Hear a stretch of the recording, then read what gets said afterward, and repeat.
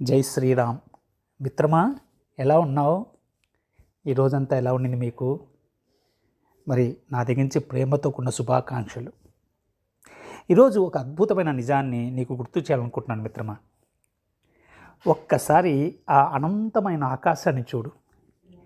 నీకు నేను అండగా ఉన్నాను, ఈ ఆకాశమంతా అండగా ఉన్నాను అని ఆ భగవంతుడు నీకు భరోసా ఇస్తున్నాడు. ఒక్కసారి ప్రకృతి మాతను చూడు. ఆ చెట్లు, మొక్కలు, వికసించే పుష్పాలు నీ కోసం నేను ఉన్నాను అని పలకరిస్తున్నాయి కదా. మరి ఆ రూపంలో దర్శనమిచ్చేది పరమాత్ముడే కదా.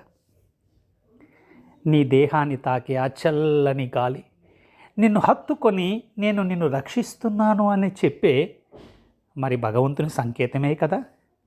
నీ మనసులో కలిగే ఆ ధైర్యం లోపల నుంచి నేను ఉన్నాను, నేను ఎప్పుడు నీతోనే ఉన్నాను, మరి ఆ భావన భగవంతుడితే కదా.